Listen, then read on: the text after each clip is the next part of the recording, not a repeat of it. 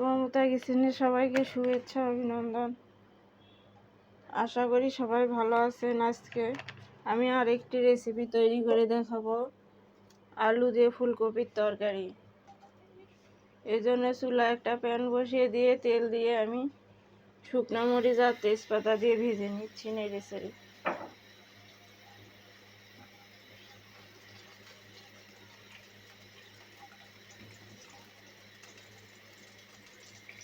মরিচ আর তেজপাতা আমি নেড়ে চেড়ে ভালোভাবে ভেজে নেব।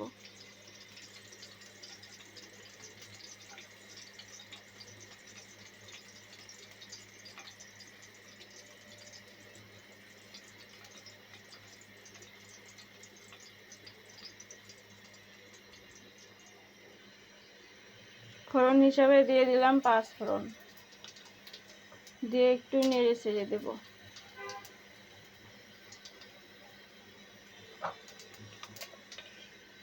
এখানে আমি আলু ফুলকপি সুন্দরভাবে কেটে ধুয়ে পরিষ্কার করে নিয়েছি, দিয়ে দিলাম।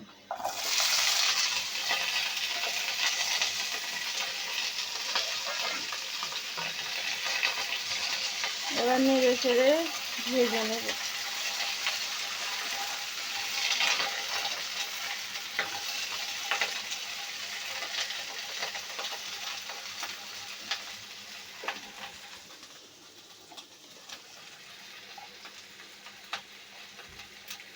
দিয়ে দেবো স্বাদ মতো লবণ,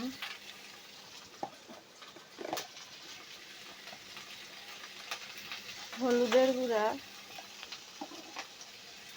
দিয়ে নেড়ে চেড়ে কপি আলু ভেজে নেব।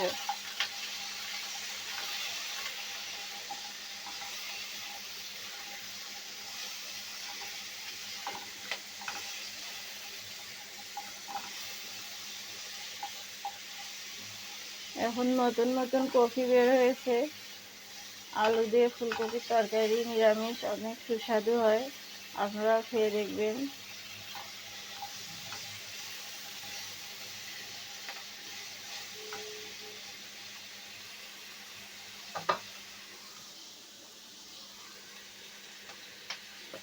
সামান্য আর একটু তেল দিয়ে দেব।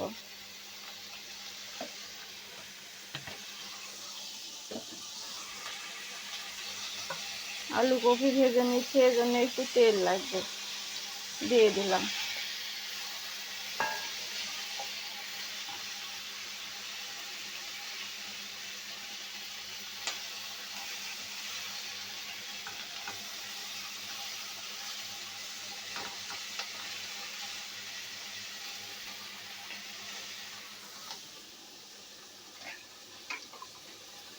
আমার আলু কপি ভেজে নেওয়া হয়ে গেছে, এবার দিয়ে দেবো জল। গুঁড়া মশলা অ্যাড করবো, এই জন্য জল দিলাম।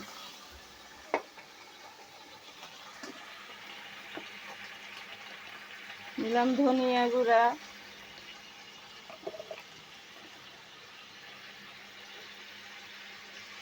শুকনো মরিচের গুঁড়া। নিরামিষ তরকারি একটু ঝাল ঝাল হলে ভালো হয় খেতে। 2টা দারুচিনি, আদা বাটা, জিরা বাটা।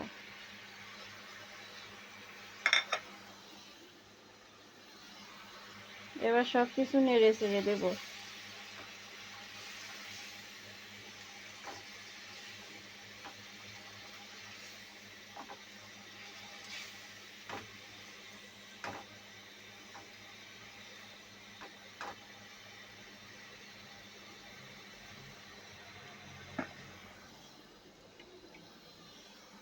সেদ্ধের জন্য আরও একটু জল দিয়ে দেব।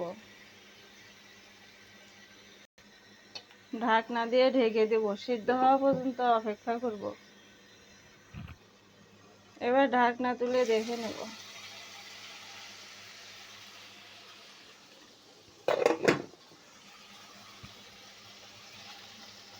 দেখুন আলু কপি সিদ্ধ হয়ে গেছে। এবার একটু ভেজে নেব নাড়াচাড়া করে।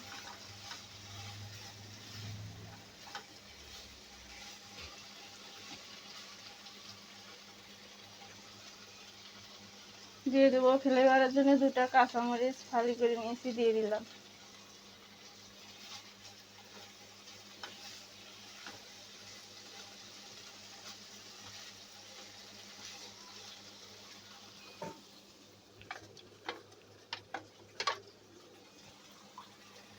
এবার ঝোলের জন্য পরিমাণ মতো জল দিয়ে দেব।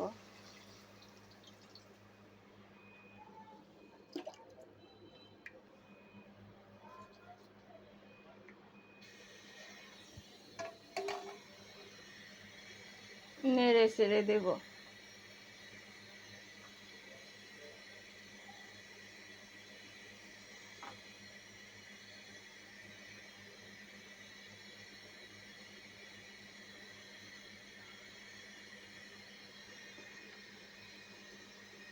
ঝোলটা ফুটে আসলে তারপর আবার দেখাবো আপনাদের।